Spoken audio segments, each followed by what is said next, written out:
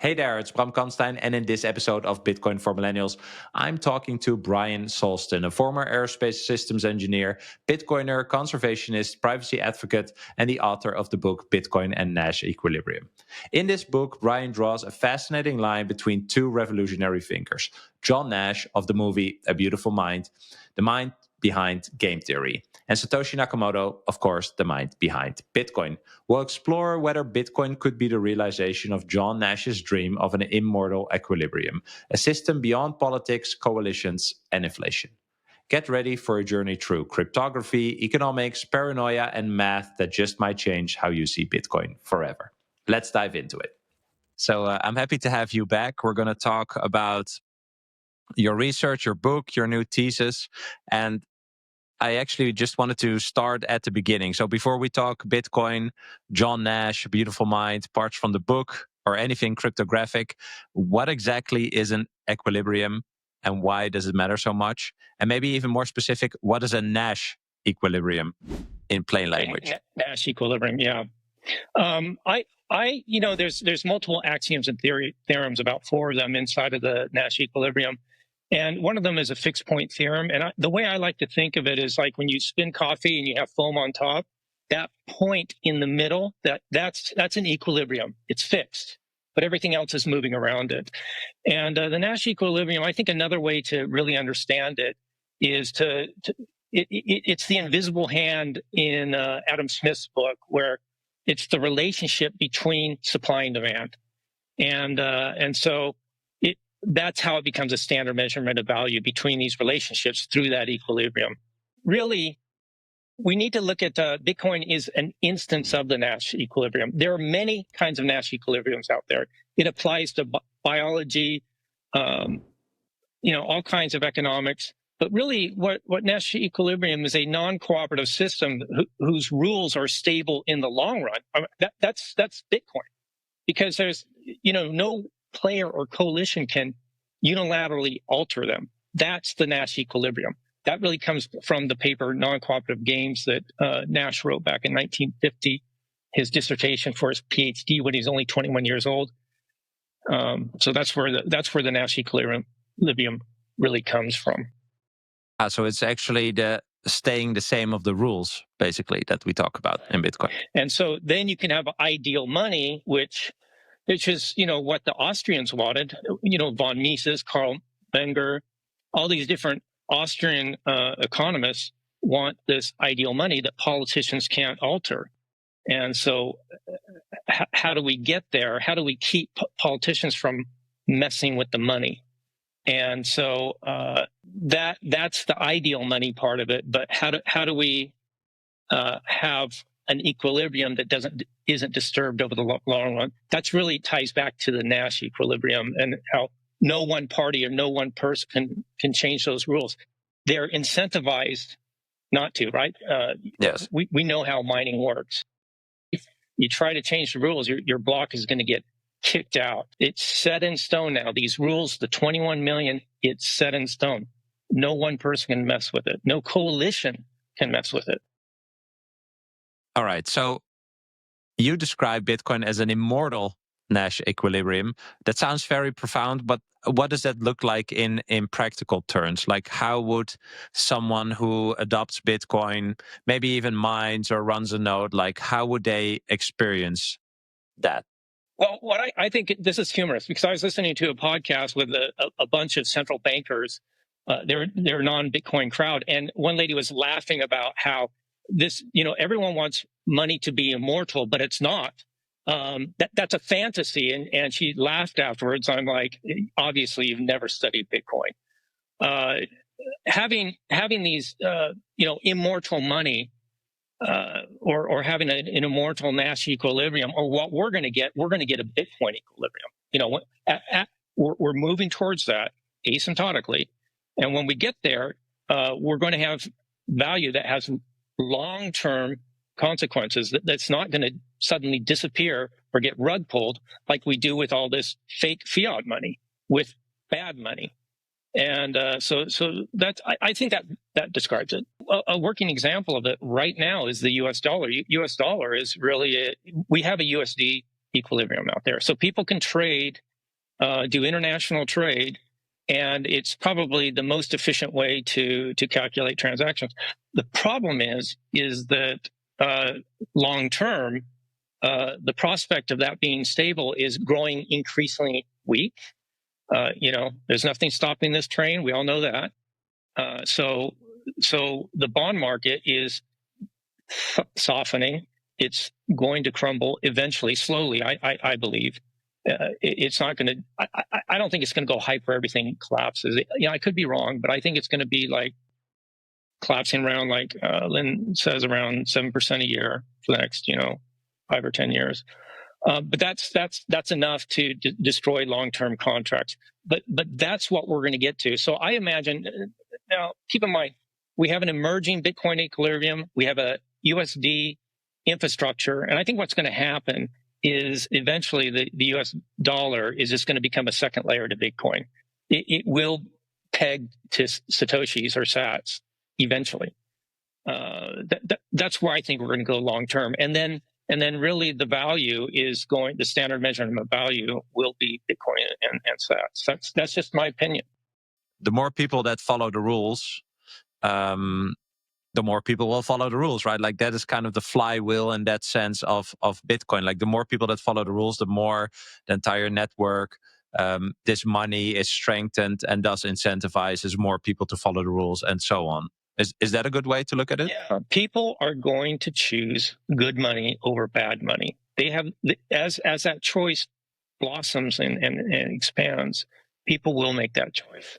So you mentioned Adam Smith's invisible hand. This is from classic economy, right? The idea that when people act in their own self-interest, markets somehow balance out and society benefits, even if no one is really, planning for it. So that says, like, between demand and supply, there's a natural equilibrium that kind of like constantly propagates to a degree, and there's no one really that has to influence that. Is that how you explain it? Yeah, and that equilibrium it's extraordinarily stable. I mean, you think about bees pollinating things. This is just natural selection. It has nothing to do with smart contracts. It has nothing to do with centralized coalitions. It's very natural. I think Adam Smith talked about the butcher. The butcher isn't cutting meat for your dining table out of the goodness of his heart. There's self-interest there, and since he can specialize and do it more efficiently, everyone gets to share the utility of that specialization. So the butcher doesn't need a smart contract. He's like a honeybee. He gets something out of it. The flowers get something out of it, and really the environment, a stable environment, is really an equilibrium. It is a Nash equilibrium, and Nash equilibrium. Keep in mind that John Nash was just doing two people, for example, and doing units of value and using these axioms, but really he was very interested in doing something like not a finite equilibrium, but an infinite, an immortal. And that was his life pursuit thereafter, even though he lost 25 years to illness. After 1983, he's writing about ideal money, talking about asymptotically ideal money. It's all the same concept of Adam Smith, who was really the founder of modern economics. 1776, he published the book, The Wealth of Nations, and he defines for the first time in writing the law of supply and demand, and then talks about the relationship as just being an invisible hand. But Nash comes along and defines the invisible hand between supply and demand mathematically, and he nails it, and really disrupted these let's call it common sense. Everyone thinks that it's because we have smart contracts and coalitions and everything's coming from top down, that this is the reason why we have stability and we need to celebrate the hierarchy. When Nash turned that upside down. Bitcoin custody is evolving, and OnRamp is leading this change with multi-institution custody, eliminating single points of failure. Instead of relying on one institution, OnRamp secures your Bitcoin in a cold storage multi-sig vault backed by 3 independent custodians, where no single party can move your funds alone, providing an unprecedented level of security. Your assets are protected by a 100 million Lloyd's of London insurance policy, with all transactions fully auditable on-chain and only executed at your direction. This means complete transparency and control over your assets at all times. Beyond custody, OnRamp provides comprehensive Bitcoin services that include trading, lending, inheritance planning, and IRAs. You can view them as your private Bitcoin banking partner tailored to your wealth preservation goals.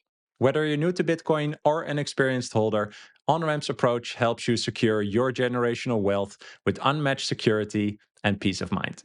You can sign up at onrampbitcoin.com and use code BRAM, that's BRAM, to receive $150 in Bitcoin after your first deposit. If you first want to learn more, you can also book a free consultation via their website to speak with one of their Bitcoin custody experts. Tell them you came through me, and they'll take extra good care of you.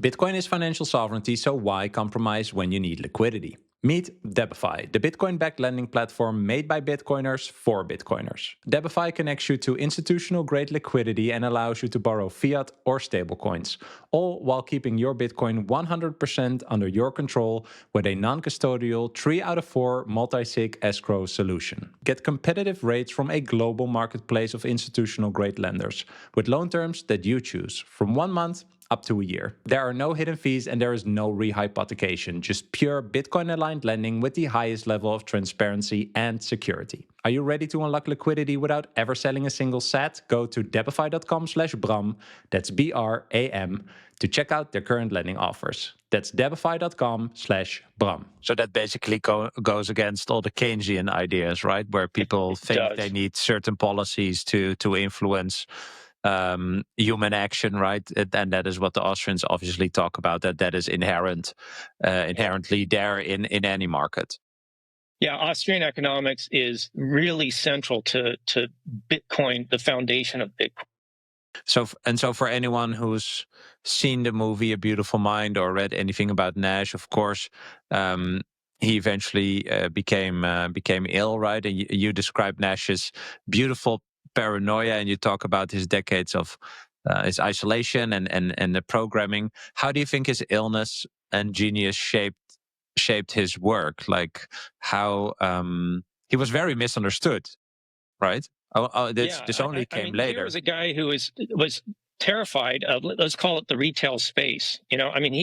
He yearned for the acceptance of his colleagues, other mathematicians at Princeton and other locations. But he really didn't like the way people treated him. I don't know if you know anybody who has schizophrenia, but they are often treated badly by the general public. And they have a deep fear of they just want to stay away from that. Nash and Nakamoto show that beautiful paranoia, but also it gives him the beautiful insight of distrusting the hierarchy. And I think that was one of his. This is just my opinion again, but I think that was one of his recurring driving motivations in life, was looking at life in a more natural way rather than from a top-down perspective, because of the way he was treated throughout his life, because he was so different. So you suggest Nash and Satoshi might be the same person, or at least spiritually aligned, right? Yeah, I believe there's this. I've written a book, this book that I just recently published. I documented 18 Nash Nakamoto connections, and there's more. Maybe a short follow-up question to that, because he would have been pretty old, right, when he would have published the white paper, no? Yeah, he was old when 2008 the white paper came out. When 2009, when Bitcoin, the network, started on January 3rd, he was old. Last time we heard publicly or even privately from Satoshi Nakamoto was 2014. Coincidentally, John Nash died in 2015. So that's another. Yeah. Yeah, I just quickly looked it up, like 2008. He was born in 1928. He would have been 80. And then, of course, 81 when everything went live. So I mean, it does match, right? Back in the 50s, he was also writing about something called parallel computing, basically decentralizing control across machines, which sounds eerily close to how Bitcoin works, right? Yeah. What do you think he saw then that ended up eventually in Bitcoin's architecture? Well, that paper he was written, I think that was written in 1954. But let me back up just a little bit. I want to make a point on this very strong Nash Nakamoto connection. I mean, we talk, when we say game theory, you should be thinking John Nash. I mean, that's one connection, obviously. But another very strong connection between Nash and Nakamoto is asymptotic ideal money. John Nash published on ideal money in 2002, but from 2002 to 2015, he always talked about asymptotically ideal money. And he did a lot of talking, by the way. He was traveling the world talking. Bitcoin is asymptotically ideal money. Carbon 14 is asymptotic. After 50,000 years, it's pretty much zero in comparison. Carbon 14 is zero in comparison to the background radiation, right? Well, Bitcoin's the same way. We're going from 50 Bitcoin reward every 10 minutes to 25 to 12 and a half to, it keeps halving. So Bitcoin is asymptotic ideal money. We need to understand that invariant, the language that John Nash would use is the exact same as what Nakamoto would use when he says this is set in stone after version 1. More or less because of the Nash equilibrium. No one person or no coalition can change the 21 million. So I just wanted to cover that before we get into this other paper. I think it's 1954, parallel computing. Everyone wants to do centralized because it's faster, it's easier, it gets things done. But the centralized approach, Nash was obsessed with this because he says the mind, the human mind, it operates in parallel. It has to. Was at the bottom of that paper. That was the last paragraph. So here again was another obsession with parallel computing that is another strong Nash Nakamoto connection. So what does he mean with the mind has to run in parallel? We describe it as a subconscious. A lot of our brain is happening without our awareness. Like, am I controlling my breathing? Am I controlling my heartbeat? When I'm walking, am I thinking about all those muscle movements? So those are parallel processes. Yeah. All right. So this phrase comes up a lot in your book, and we talked about it, right? Asymptotic ideal money. And before we go on, can you explain what that actually means? Like, where is this trending towards? It's very important. In mathematics, I'm an engineer, so I took a lot of calculus, and we did a lot of limits. And when you go to a limit of infinity, you could just figure things out not by going to infinity, but by plotting, doing a plot. And you could see a plot approaching zero, for example. That's an asymptotic example. Like a real world example is, say we have a pile of sand. Let's say we have 21 million grains of sand. So a person comes and takes half of that, and in 4 years they take another half, and they keep on doing that till 2140, right? At that point, you still haven't hit zero. You still have that, let's say the last grain of sand that is going to be be cut in half and in half and in half and half again. And what Nakamoto did so brilliantly in the white paper is he snips that tail off at 2140. So instead of going asymptotic forever and infinitely, 2140 it just stops. So we're going to have zero inflation. It will be ideal money. So is that the mathematical explanation of absolute digital scarcity, right? Like that is the end of all the supply. Yeah, we could say absolute scarcity. That's one way of putting it. I like the phrase ideal money, but absolute scarcity, that's good too. There's some other vocabulary differences that Nash and the Bitcoin community uses. Like Safe introduced, I believe it was Safe who introduced this idea of long time preference, whereas Nash talked about long-term contracts. and that's the reason why we need good money. It wasn't for long time preference. How we're going to change. Well, long time.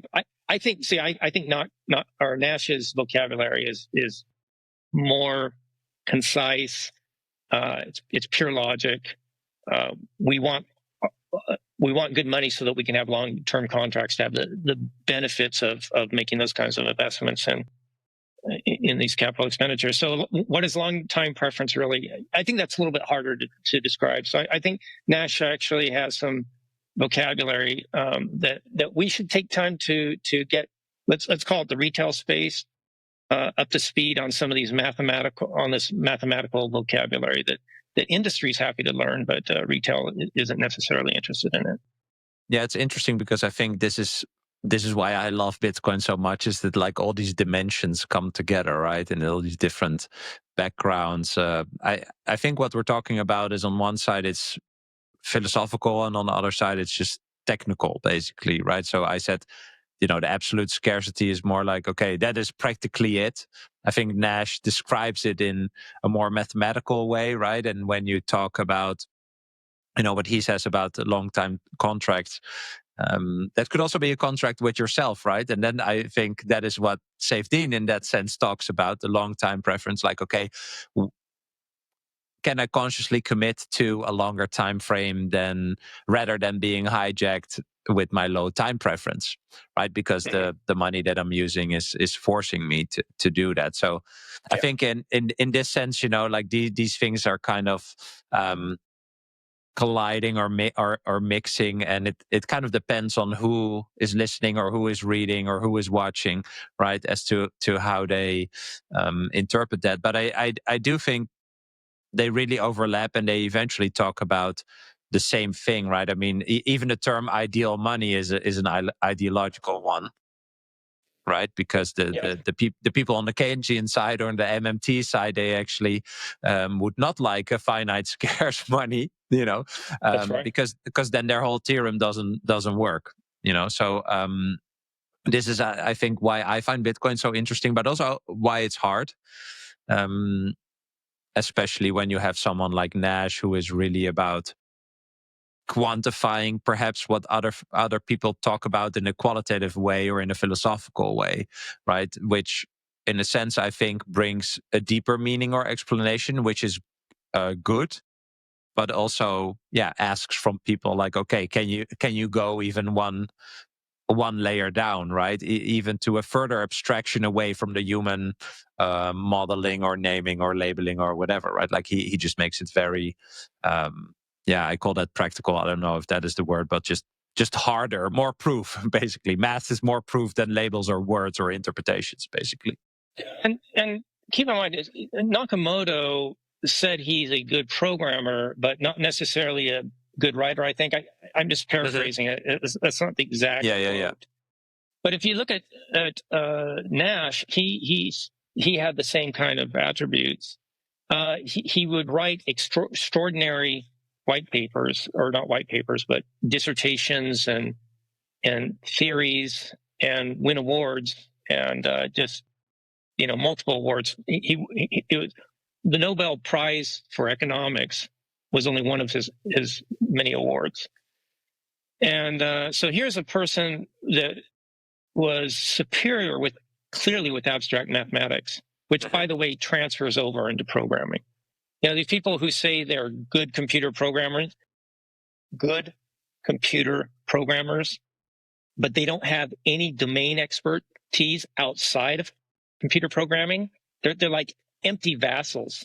It's like Peter Todd saying that the Bitcoin blockchain is nothing special, just another blockchain. It's like, if you can't see how this is ideal money, it's because clearly all you know how to do is program, and you don't have the expertise of economics that was required to innovate Bitcoin. Programming is just one layer, but you have to have an external expertise to be able to really build something great. I couldn't agree more. I think it's not about what you can build, but what you should build, and figuring that out, and having philosophical reasoning. Even if you make a consumer-focused app, right? Like you have to know why this should exist. Why does this have a place in the world, right? And you should have engineers an understanding. and computer scientists are often optimizing something that just doesn't need to be optimized. Yeah, and that could relate to some of our conversations that's happening in the Bitcoin community right now.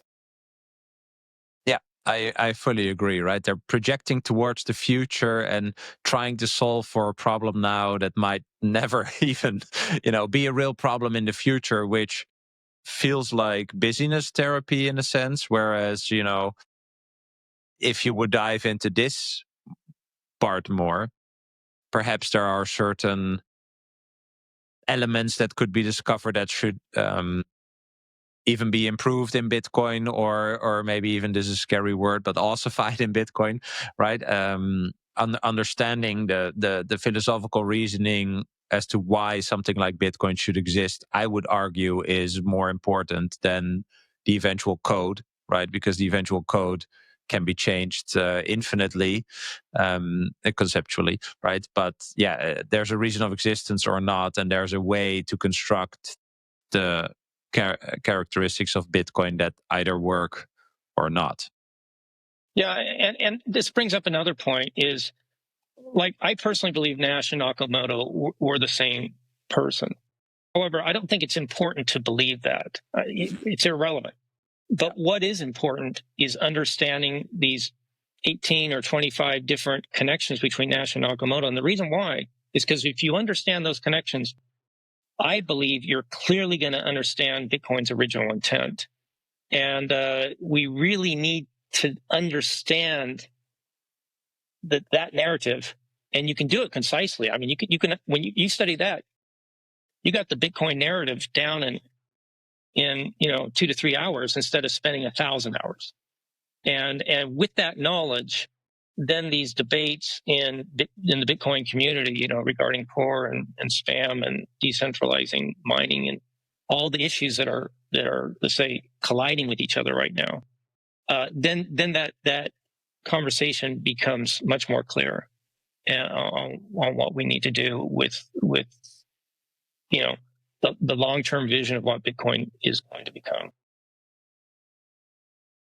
Maybe this is too big of a question, but is there a way for you to summarize that in a simple way? This core. Yeah, the way I look at it is, first and foremost, Bitcoin is ideal money. Okay, we're not going to change the 21 million. We're not. This isn't about NFTs. This isn't about smart contracts. We don't want to Ethereumize Bitcoin. So when I hear these different influencers, like Bitcoin Magazine, for example, wanting to make Bitcoin more like Ethereum with these NFT stuff. I shouldn't say Bitcoin Magazine, but some of the people inside Bitcoin Magazine. I just get sick. It almost nauseates me, because that is not in alignment with the original intent of what Bitcoin is. Mm-hmm.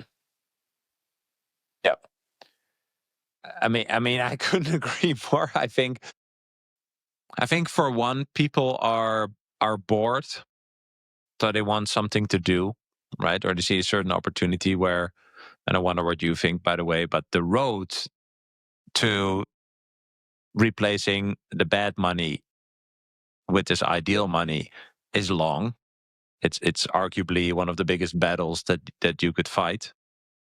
But also, in true essence, I'd say Bitcoin is very simplistic. Everything behind it is very complex, but what Bitcoin is by itself is a very narrow, well-defined thing that, I think that's what Jeff Booth says, right? As long as it stays decentralized and secure, which translates to as long as it stays alive, it will show its characteristics. It will permeate through the world.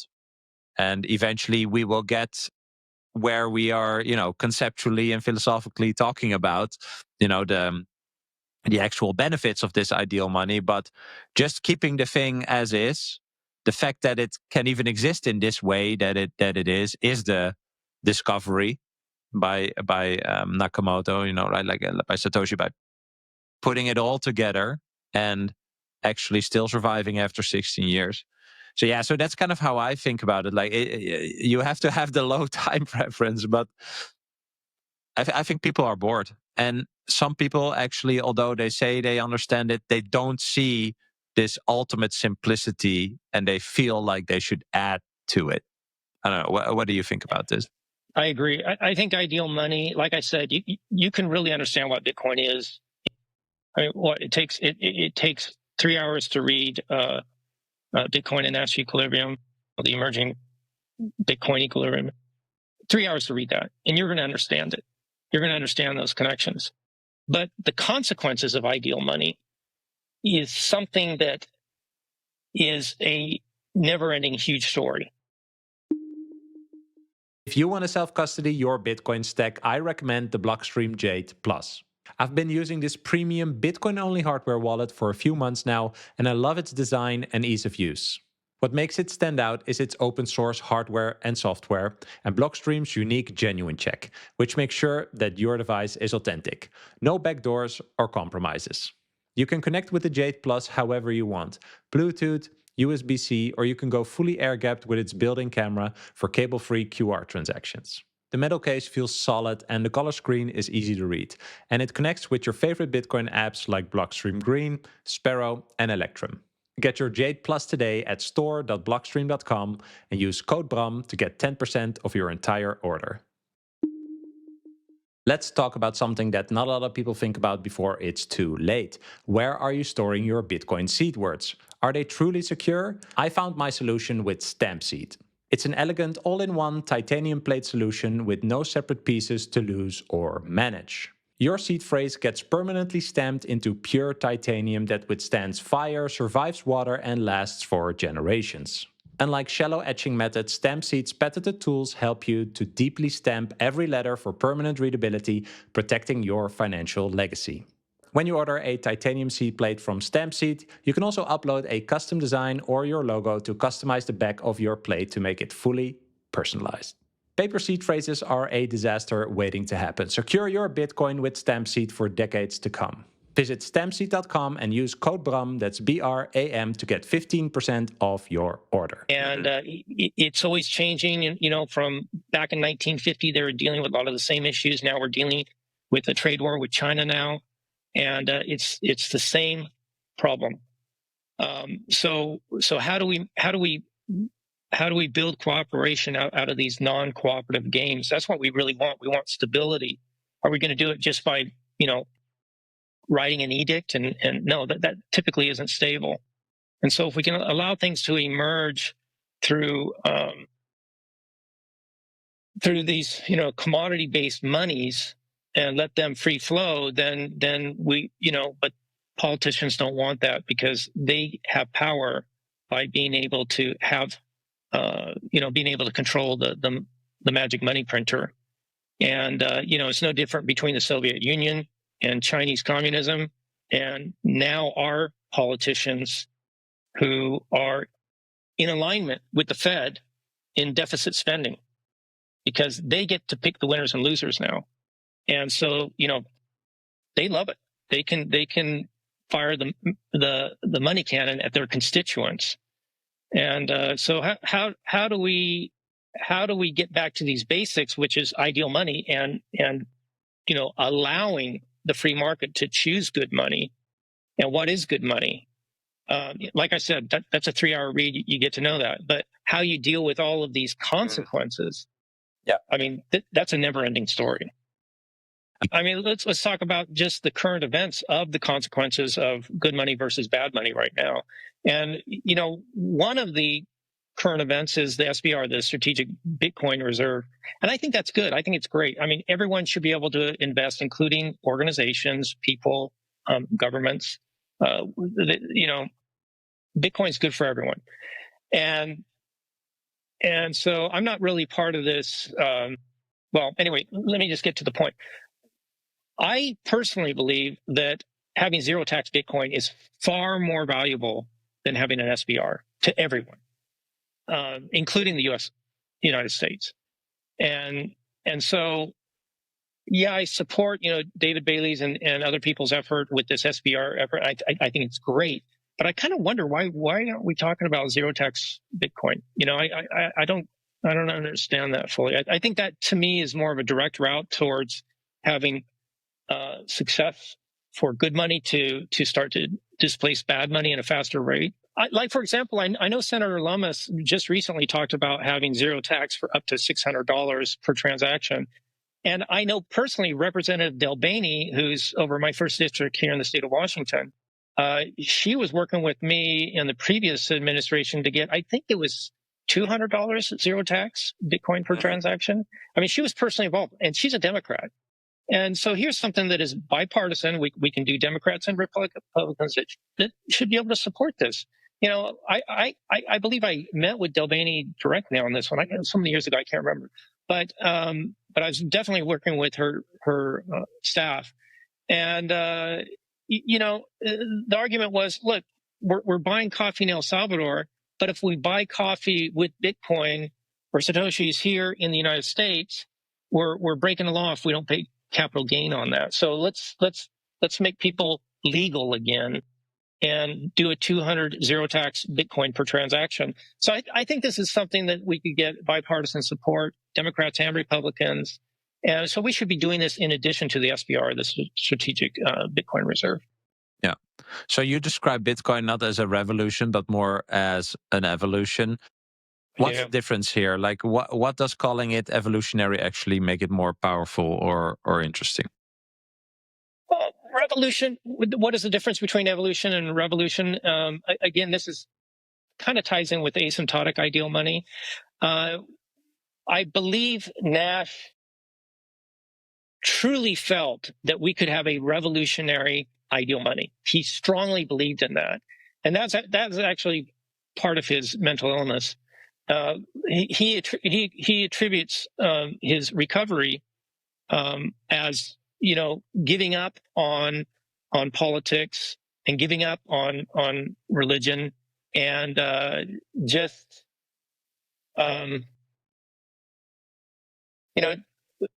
looking at things from an evolutionary perspective. So in other words, rather than government fixing it, which he became increasingly, I shouldn't say the word disgusted, but what's the right word? Disappointed. That ideal money. He really felt that he could do it pre-2002. But after 2002, he always talked about asymptotically ideal money in parallel with his presentation about his publication, his 2002 ideal money. So the difference between evolutionary and revolutionary is revolutionary would be political, and evolutionary would be an emerging commodity, which, by the way, Bitcoin is a commodity. I think this is a very important point. If you look at the history, according to the Austrians, the Austrian economists, is that money or moneyness is an emergent attribute, just like ants. Colony emerges from the interplay of seemingly dumb single ants, but as a group they become very, very powerful, biggest biomass on the planet, probably going to outlast all humans for a long, when things go bad, so they're still going to be living when the sun turns into a red sun and starts baking this place. Red giant, you know what I mean? Yeah. That's, we don't have to worry about that. That's way down the road. But the point is that ants and this emergent behavior is very powerful, very stable. And so the difference between evolutionary and revolutionary is Nash gave up on the idea that we're going to have revolutionary ideal money where they have a collection of commodities to achieve a stable, and eliminate inflation. And he grew increasingly, and he did say Bitcoin might not be it, but he agreed it could be. So that's what I mean by evolutionary. It's and kind I also of like the sly roundabout way, right? It's the sly roundabout way. Yeah, what Hayek said, Yeah. which Nash said good things about Hayek. And so, but I want to bring up one point. This is very important for Bitcoiners to understand, and get rid of this alt message that's out there. People say, "Oh, Ethereum's decentralized." It doesn't have decentralized governance. Bitcoin has decentralized governance, and that's the reason why Bitcoin is a commodity. Even Senator Loomis referred to Ethereum as a commodity. It's like, what? Are you just taking the Howey test and throwing it out the window? Ethereum, it does not have decentralized governance. It is not a commodity. And the SEC has abandoned the Howey test. So we really need to get that back in somehow. And all these altcoins who claim they're decentralized, well, they don't have decentralized governance. And if you look in the white paper and you read it carefully, the two innovations in Bitcoin is a decentralized digital transaction, and the second one is decentralized governance. And how is that achieved? Well, Adam Back's proof of work. Let's call that Nakamoto's, but that came out of Hashcash, Adam Back's, which Nakamoto evolved. It solved both of those problems. That was really the keystone that brought all these other ideal money issues together. It was a lifelong pursuit of Nash, especially since 1983. I remember Nash was talking to Shapley at Princeton College. They were having a lunch, and this is written in A Beautiful Mind, the book. Shapley, who was a longtime mathematician, very successful in his career, he was also a Nobel Prize winner, and he was a colleague of Nash when they were back at Princeton at the early days. So they'd known each other for a long time. And Nash told him, "I'm working on software," and he called it the Big Bang.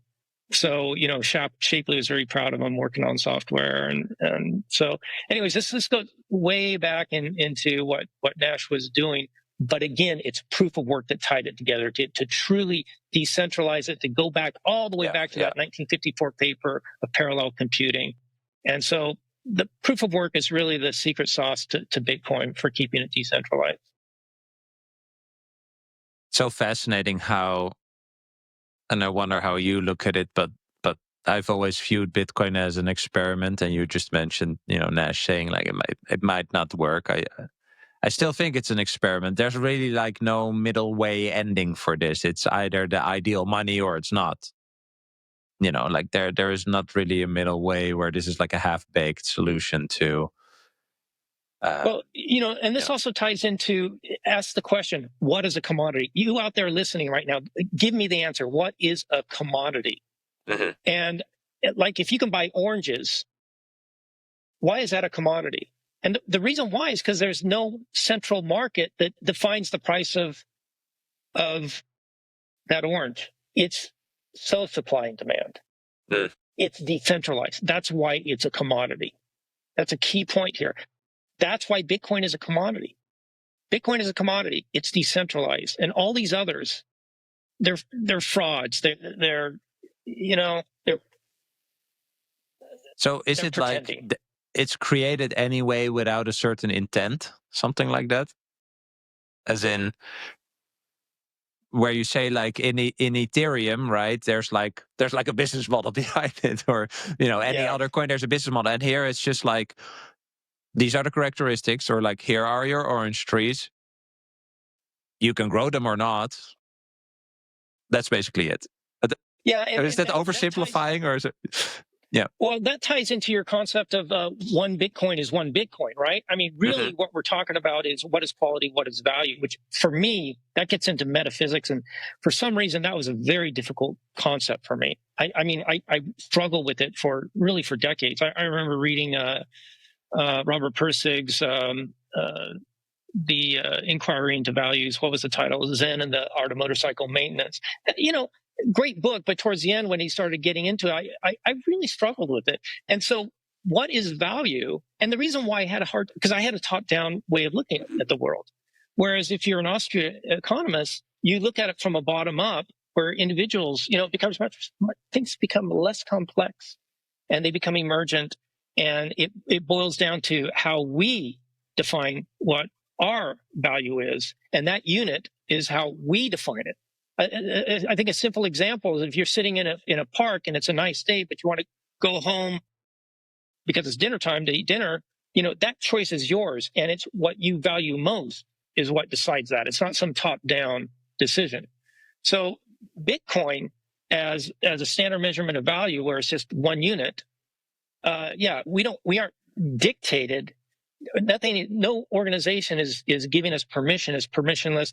They aren't telling us that 1,000 Satoshis are worth one Big Mac. We decide that. We decide whether we want it or not, and it's an emergent attribute.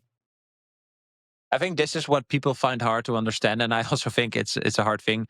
It's kind of like the other way around. Like what you said is you cannot value it from the beginning. It is if this propagates throughout the world, more people adopt it, and then you can actually figure out what is the value, because only then, when you see its place in the world and how people adopt it, you can actually turn it around and say, like, what already has value in the world and what can be transferred to this new and emerging thing. Does that make sense? Like, that's kind of how I look at it. Like, it's an open-ended thing, and as long as it stays decentralized and secure and gets adopted, people will be more able to paint a picture of what its value is, because it will be more clear. I don't want to say easier, but more clear how to compare it to everything else. So that's how it gets valued over time. Yeah, and let me give you an example of that. Like, for example, Nash knew that this would be used in his Nash Equilibrium would be used for. He predicted for auctions, for example, and they did. They sold, billions of dollars worth of bandwidth for the early mobile market with auctions, and they actually used elements of the Nash Equilibrium to help set that price. But you have to prime the pump before you can actually start using it. So again, it's an emergent attribute, and again, you can't just jump into it. It's asymptotic. You got to allow all these different. Building cities is another emergent behavior. You just don't do everything centralized, or you end up like China and you have big, beautiful cities that are empty. These are emergent behaviors that just take time.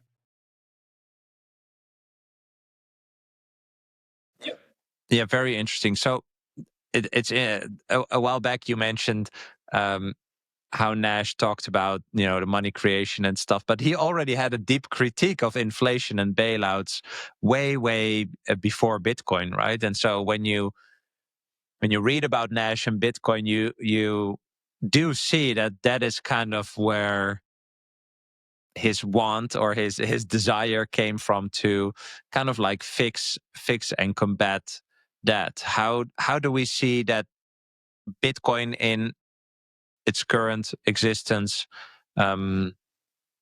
actually combats that? Do you think it actually does? Yeah, Nash was very critical of the grand partners, I think is the exact phrase. I'd have to, by the way, I want to give a small plug here. If you go to solstin.com/John Nash, I put in all the references, because the links were so long that people can't type them in. So I have like over 60 references that you can just click on the link and go to the original material. Now, on a Beautiful Mind, you can't do that because that's not electronic. But a lot of the stuff that's posted at Princeton, you can do that. And this is where you can find the quote about John Nash talking about the grand partners. And of course, this relates to Nakamoto's, Genesis block, where, he's talking about another bailout. Again, a very strong Nash Nakamoto connection. Even when John Nash was mentally ill for 25 years, his son complained about, how his dad was difficult because he was obsessing over, he was always talking about Richard Nixon. And Beautiful Mind said that, the book, he was obsessing over economics. And so even during that 25-year illness, his mind was still working on these problems. Nixon, 1971, obviously, during his illness, obviously upset him and something he obsessed about. Yeah. So we talked about the non-cooperative system that still creates cooperation, right? I've repeatedly said Bitcoin is a mutually beneficial game. Jeff Booth calls it cooperative competition. How does it work in practice when, you know, this money system based on Bitcoin exists? Enough, quote unquote, we don't know what enough is, right? Enough people have adopted it. How is this different from the way governance and politics and policies, etc., work today? What is a non-cooperative system in a money context? Well, you take flowers and bees, for example. That's non-cooperative, but they have utility by working together with creating pollen that bees can use. And so that utility is shared between the flower being able to replicate and the bee gets the honey. That's a non-cooperative. But keep in mind, when you have this top-down centralized method where they can, as central bankers laugh, they money can't be immortal. They say that's a fantasy, even though in short term we clearly expect that in our transactions, but we also need it in our long term. How does that help us? Looking at my career personally, my purchasing power as a young engineer compared to now as an older engineer is vastly different, simply because of the debasement of the U.S. dollar. The U.S. dollar debases not only the U.S. dollar, but they're debasing everyone's wages, and they're debasing all of the savings. And so it's an attack on the worker. It's an attack on any conservationist effort. Like we talked about this before, Bram. An Apex Environmental Solution is that in our current monetary system, every conservation effort is futile because artificial growth is going to be used. That's just going to wipe out any conservation efforts, because we got to have this artificial growth to prop up this fake money. And so how does this impact, my life and other people's life? Well, prices keep on going up, and they're going to go up forever unless we get outside of this bad money monetary system and get back to a commodity-based monetary system that's more emergent and more stable than this fake fiat.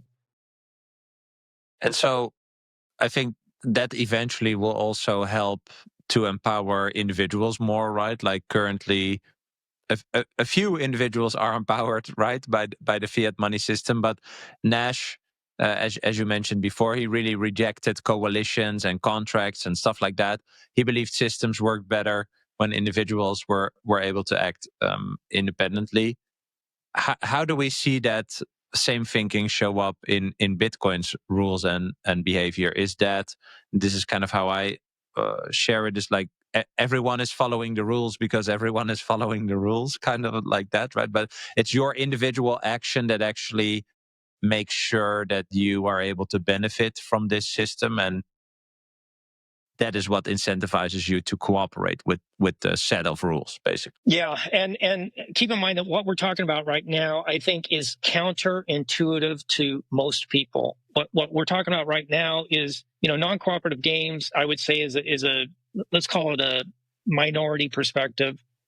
And this relates why so many people get tied up with, we got to have smart contracts, and that's going to be the principal driver of the blockchain, which is, really nonsensical if you understand that the base layer has to be, 1 Bitcoin equals 1 Bitcoin, and the value is really derived by individual choice or corporate choice of that value of that unit for what they're exchanging it for. And again, this is very nuanced, and it's the reason why John von Neumann, who he was a big name. I mean, this guy, he designed the lens for the atomic bomb. I mean, he was well known. And he was, like I said before, he was the co-creator of game theory before John Nash came in and really redefined it with non-cooperative games. And von Neumann dismissed the Nash Equilibrium as a general solution because it assumed non-cooperative players wouldn't form coalitions. But we know that's that they do form coalitions. The bee and the flower form coalitions. The butcher and the surrounding community is a coalition. It's natural selection. It's evolution. And a lot of people don't like that because political money or even religious money, they want to pick the winners. They want to say who gets to survive and who has to die. And you say, oh, wait a minute, they don't pick who dies. Of course they do. And so does natural selection. So one is a centralized approach, and the other one is more of an emergent. Which one is what's the evolutionary phrase? Survival of the fittest. Really, that is Bitcoin. I know a lot of people go, oh, is that what it is? Really?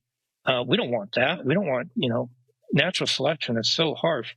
Yeah, but if you let it happen, it's a beautiful thing. You go to some of these areas in the world, these national parks like Yellowstone, and that is nature. It is beautiful. Getting there, where we are currently at with this political money, it's going to be painful. There's going to be, fixed income people and the bond market and how it's weakening. They're going to get hurt. So obviously we are moving towards a time and space where there will be more financial turmoil. You have argued that Bitcoin could actually become a force for international peace. If you had to paint a picture, what would that look like on a global level? Well, this actually ties back to some of the work that Nash was doing in 47, 48 at Carnegie. And they're calculating, Horlitz was having his class calculate these trade agreements and asking questions, which, by the way, I don't have a lot of exposure to, but I'm going to get more on that. And the main recurring theme of Nash is things get simple when people use the same money around the world or for whatever. And so life gets simple, less complicated. And so that should be a goal for us to be able to have a common neutral commodity-based money. So how do we get there? If we get there, a lot of these trade disagreements would disappear naturally. We wouldn't have to try to write the negotiation. Like, for example, these arbitrage between the Japanese 30-year and U.S. Treasury, 5-year returns, that arbitrage between U.S. Treasuries and Japan, JPGs, I forget the acronym there, but their bonds over in Japan, that would go away.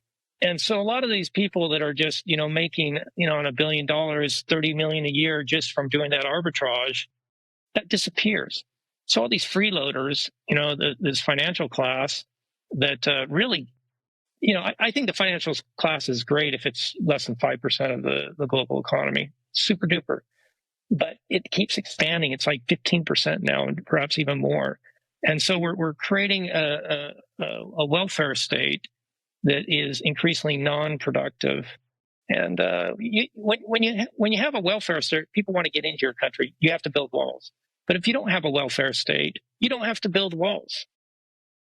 And so we just have to keep on building more and more unnecessary costs to maintain this artificial world that fiat is creating. Yep. So you've also written about Nash's fear of surveillance, and you connect that to Satoshi disappearing after Gavin Andresen's CIA visit. Like, this is documented on the Bitcoin Talk forum where, the early developers were talking, and there's Gavin Andresen who says, I'm flying to wherever to present at the CIA.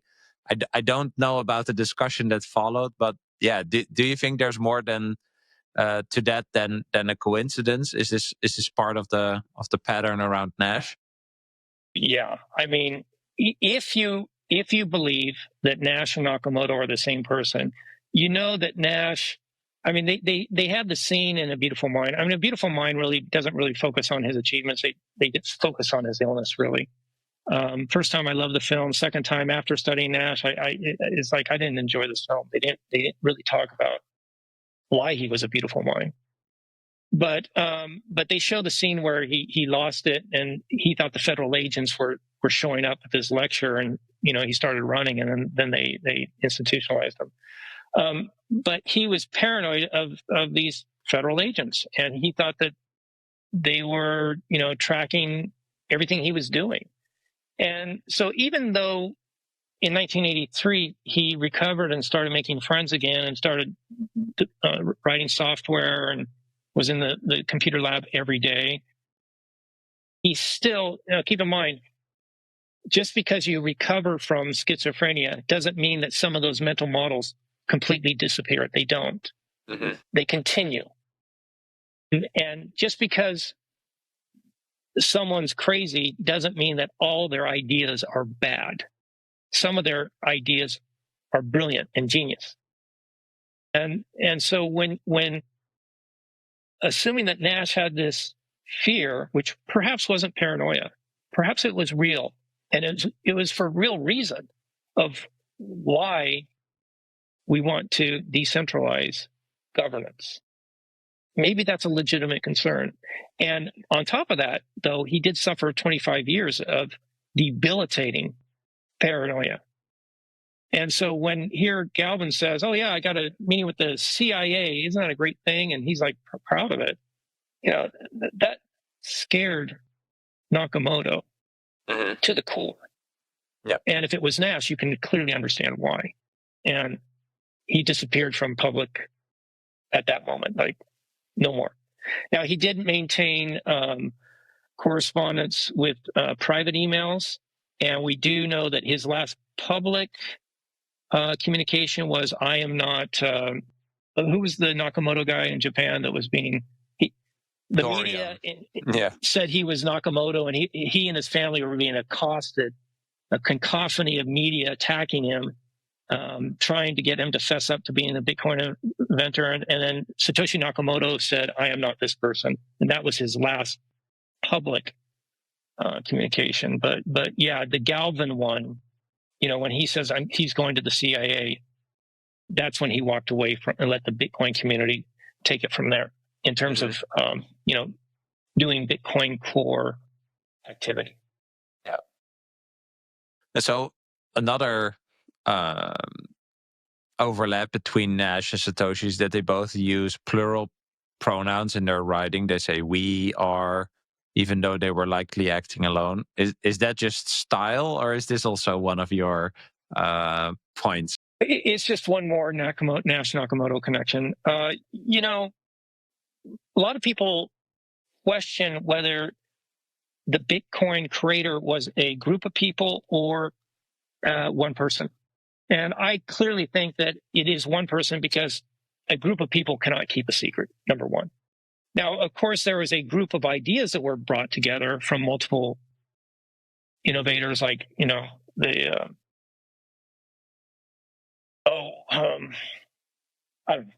there's a lot of different elements. The tree, anyways, the point is that in his 1950s dissertation, Nash wrote in the plural.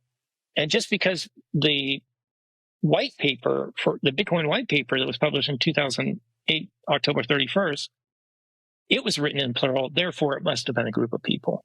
Well, if you go all the way back to the 1950 dissertation, it was only Nash that was writing that paper, yet he wrote in the plural. And so again, this is just a subtle Nash Nakamoto.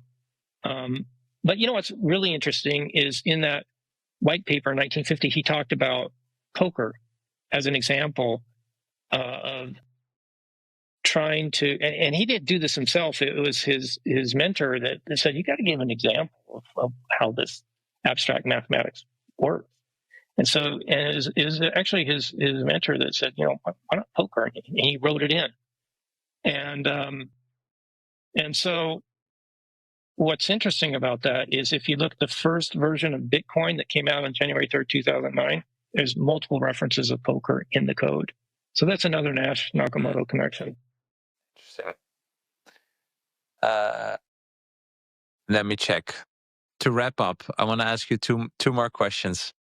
So let's say you're right about all of this. Let's say Nash is Satoshi, and Bitcoin is the emergence of a Nash equilibrium on a global scale. How should that actually change the way Bitcoiners act, whether politically, economically, or even personally? If it is actually this big, what should we change?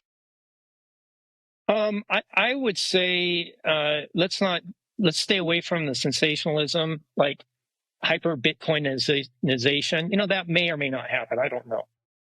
But more importantly, we need to understand the original intent. I don't think it's important to understand that Nash and Nakamoto are the same person. That's really a distant, doesn't really matter at all. This agenda of saying we are all Satoshi. I'm not Satoshi, so I don't know what people are really trying to say when they say that. Maybe they can explain it to me someday. But I'm not Satoshi, and so let's allow an environment where people can inquire and really pursue what is the Bitcoin's narrative, rather than influencers dictating to us what the Bitcoin's narrative is. And I see a lot of that in our community, is they want to control the narrative. Let's kill Satoshi Nakamoto, kill the Buddha. I've heard the phrase. And because, these people are financial advisors. They want influence. It's financially in their interest. So let's not kill the Buddha. Let's look at an immortal Nash equilibrium. Let's look at the goal of having ideal money that is long term. It doesn't go away like the central bankers want it to. We don't have to do a reset if we have ideal money. And so if we get away from the sensationalism, we can see the long term, that this is about an emergent Bitcoin equilibrium, and it's going to take time to get there, but we are going to get there. And so this is why we hodl for long term, and you will do very well if you go long term. If you do the short term stuff, you're going to be hit with volatility. But if you understand the big picture and avoid the sensationalism and understand the simple narrative of ideal money, I think that really stabilizes you as a holder and really greatly reduces your stress level in terms of making a large investment into Bitcoin. My translation of "we are all Satoshi" is kind of touches what I mentioned earlier. I think we all are, in a sense, actors in the way that we share this idea with the world, right? Like me in my way, you in your way. That is kind of like the idea around "we are all Satoshi." Like without us, or without the people that are adopting it, that are educating others, this idea is just an idea, if that makes sense. So I think Satoshi. And by the way, Nakamoto is very much a mentor to me. Nash is a mentor to me. Here's a person who's suffered from 25 years of paranoid schizophrenia, and I consider him a mentor, especially when it's like how Finney says, if you want to change the world, write code. Mm-hmm.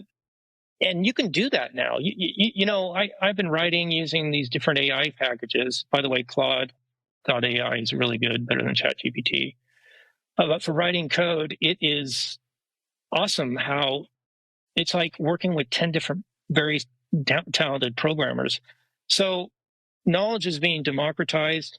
Nash and Nakamoto have inspired me to really walk away from all this politics stuff. And you can make a difference. You can change the world. And we have the tools that are increasingly available to us. So if Bitcoin really becomes the global measurement of value, if we get the Bitcoin equilibrium, what is the end game? What happens to the world at that point? Well, I'm not one of these guys who says it's going to end all war. I don't believe that. But it's going to greatly reduce war. Let's face it, we have 98% of the same genes as chimpanzees, and you separate two groups of chimpanzees. They may be friends when they're one troop, but after a period of time, they'll end up killing each other, as we have seen in studies. I read about that in a great book called Chimpanzee Politics. It's an excellent book. It describes human behavior all the way. But it will, between those two different troops, when they're separated, if we have neutral money, it will greatly reduce these trade wars, and things will naturally balance themselves. Right now, they can't naturally balance themselves because everything has to be, given permission to or written out and agreed to. And so the system is rigged. We are in a rigged system where value is being extracted from us through debasement of money. And that gives power, it centralizes power. And it's no different from Soviet Union to the CCP in China. And now the United States is now a highly centralized political organization because we use fake money. We have political money now, and they can print what we have to work for. And so they increasingly financialize the United States, and the middle class is being eviscerated. And that's going to continue until we switch over to ideal money. But really, when Bitcoin emerges, we'll displace that, and we're going to have to build it from the ground up. That's just reality. It's going to be tough initially, but it will get better. What's your timeline for this? I think realistically, I think we're going to go to 200,000 in 2025. I think we could go as high as $1 million per coin by the end of 2025. Just because of game theory, because we have nation states adopting it, and they're going to be competing for it. Now, more than likely it's going to be like 2026, 2027 before we get up to that $1 million per coin stuff, maybe 2030. But the point is that because of the game theory between treasuries, between corporations, and between nation states, I would say, when is the Bitcoin equilibrium? When is the US dollar going to peg to Satoshis? USD, how many Satoshis to the USD? When does that happen? Well, I don't know. I would say, 10, 15 years is, and that's a wild guess, by the way. Long time frame. Yeah. Right? Long time frame. All right. Is there anything else you would want to add to what we've discussed today?